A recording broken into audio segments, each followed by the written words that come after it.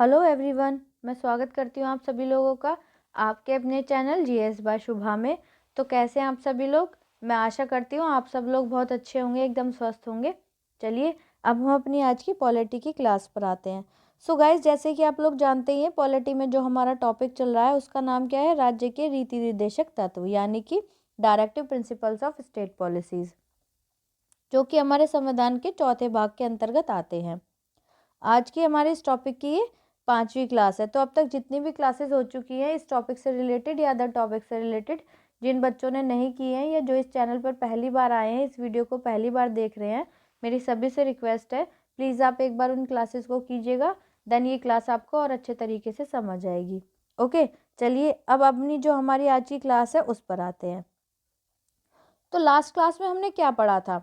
Last class में हमने पढ़ा था जो नए निर्देशक तत्व है, मतलब कुछ जो अमेंडमेंट्स के थ्रू कुछ निर्देशक तत्व इंक्लूड किए गए थे, ठीक है, तो उनके बारे में हमने जाना था।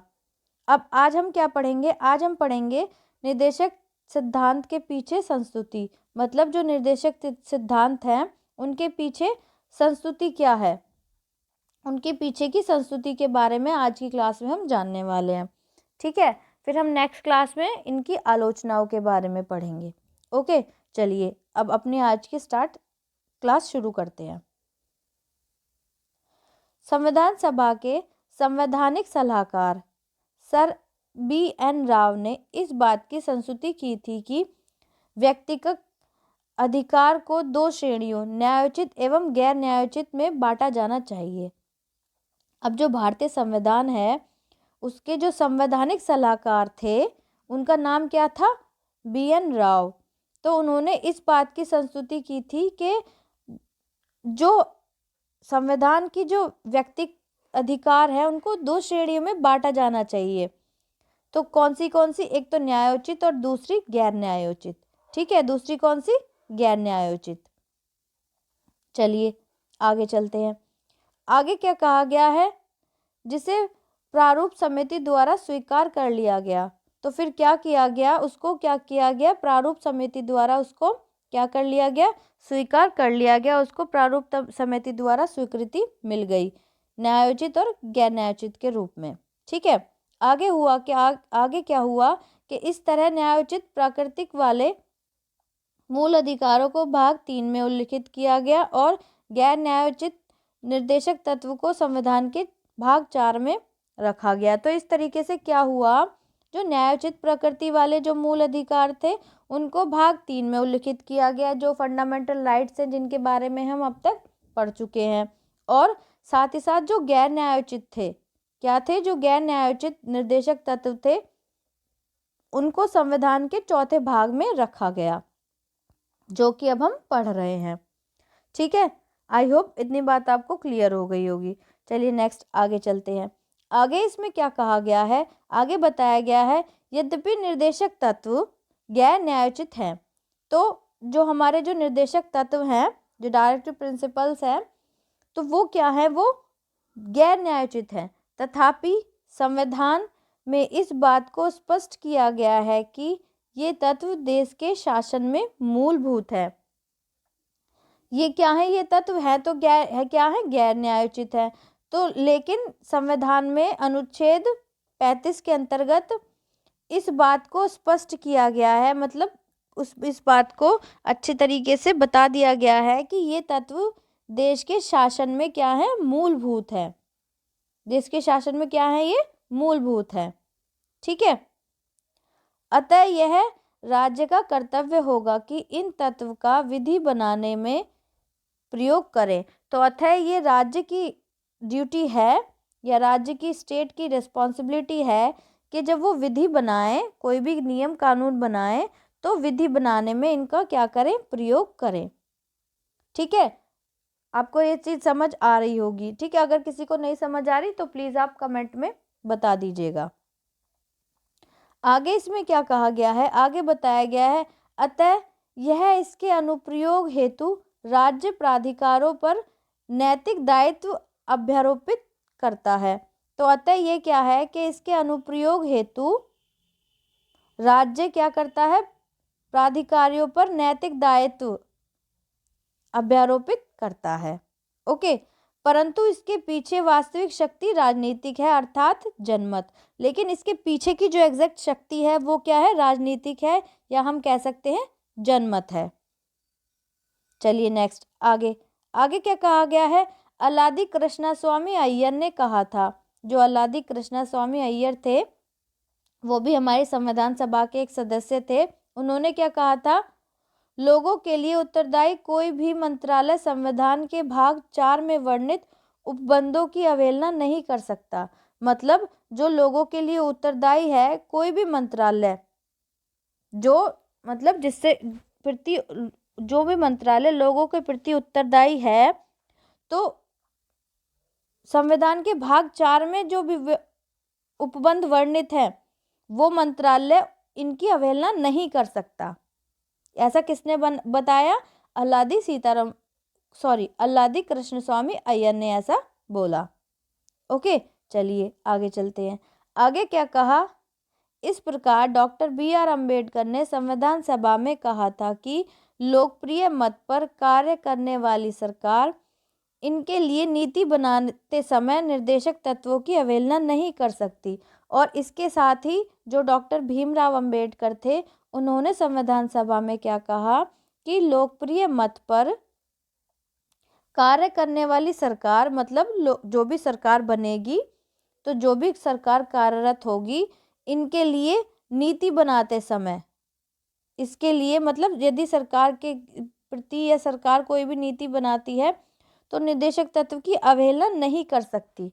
तो उसको क्या है, वो सरकार निर्देशक तत्व जो है उनकी अवहेलना नहीं कर सकती। ओके, चलिए आगे है, यदि कोई सरकार इनकी अवहेलना करती है तो निर्वाचन समय में उसे मतदाताओं के समक्ष उसका उत्तर अवश्य देना होगा। यदि कोई सरकार निर्देशक तत्व जो directive principles of state policies है इनकी अवहेलना करती भी है तो निर्वाचन समय में उसे मतदाताओं के समक्ष, जो मतदाता हैं उनके समक्ष, मतदाता मतलब जनता के समक्ष, इसका उत्तर अवश्य देना होगा। इसका उत्तर अवश्य उनको इसका जो भी रीज़न है वो ज़रूर बताना होगा कि उन्होंने अवहेलना क्यों की है। ठीक है, इतनी बात आपको क्लियर हो गई होगी। चलिए नेक्स्ट आगे चलते हैं। आगे का बोला गया है कि संविधान निर्माताओं ने निर्देशक सिद्धांत को गैर न्यायोचित एवं विधि रूप से लागू करने की बाध्यता वाले नहीं बनाया है। कहने का मतलब ये है कि जो संविधान निर्माता है, जिन्होंने भी संविधान का निर्माण किया है, उन्होंने जो निर्देशक सिद्धांत हैं उनको गैर न्यायोचित बनाया और विधि रूप में लागू करने के लिए बाध्यता वाला नहीं बनाया। क्यों नहीं बनाया? मतलब ये है कि विधि के रूप में इनको मैंडेटरी नहीं बनाया। क्यों नहीं बनाया? इसका भी रीज़न है। पहले रीज़न है कि देश के पास उन्हें लागू करने के लिए पर्याप्त वित्तीय संसाधन नहीं थे। उस टाइम पर देश के पास इनको लागू करने के लिए फाइनेंशियली कंडीशन पर्याप्त नहीं थी। दूसरी क्या है? देश में व्यापक विविधता एवं पिछड़ापन इनके क्रियान्वयन में बाधक होगा। और दूसरी बात क्या है कि जो व्यापक विविधता है और जो पिछड़ापन है इनको क्रियान्वयन में बाधक क्रिएट करेगा, मतलब कि प्रॉब्लम क्रिएट करेंगे।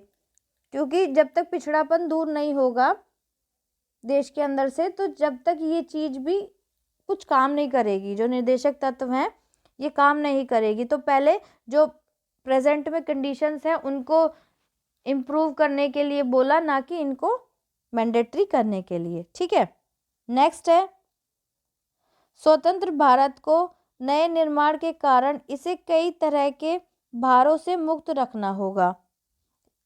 जो और अगला रीज़न है वो ये है कि जो स्वतंत्र भारत है उसके निर्माण के कारण कई तरह के भारों, मतलब ये भी एक तरीके से भार हो जाता, तो उनसे कई तरीके के भारों से मुक्त रखना होगा। क्यों?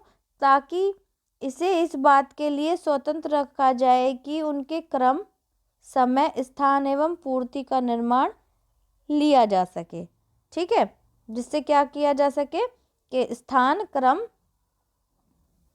समय और पूर्ति का निर्माण लिया जा सके। ओके, चलिए नेक्स्ट आगे चलते हैं। आगे क्या कहा गया है, इसलिए संविधान निर्माताओं ने तत्व को प्रस्तुत करने के लिए व्यवहारिक दृष्टिकोण अपनाया। तो इसलिए जो संविधान निर्माता थे उन्होंने तत्व को प्रस्तुत करने के लिए व्यवहारिक दृष्टिकोण अपनाया, ना कि मैंडेटरी।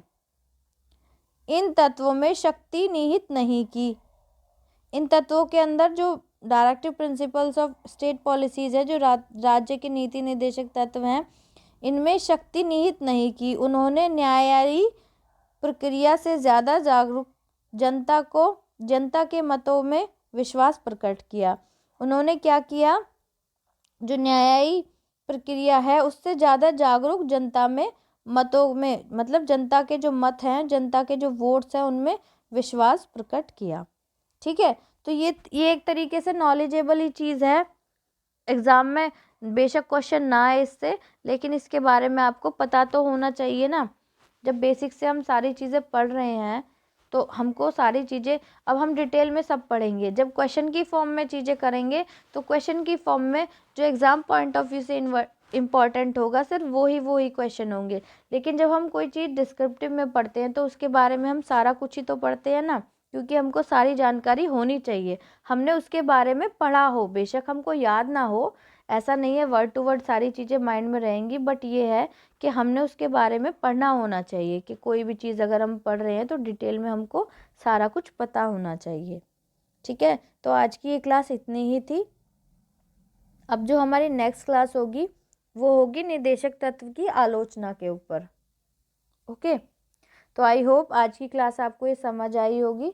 अगर समझ आई है तो प्लीज़ लाइक ज़रूर कीजिएगा और कमेंट में ज़रूर बताइएगा, और बच्चों तक भी शेयर कीजिएगा इस क्लास को और इस जो चैनल है इसके लिंक को, ताकि और बच्चे भी इस चैनल से जुड़ सके और डिटेल में जीएस पढ़ सके।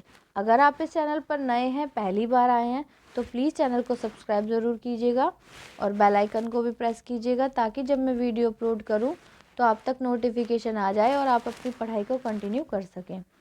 सो गाइज़, आज के लिए इतना ही। अब मिलते हैं नेक्स्ट क्लास में, तब तक के लिए थैंक यू वेरी मच।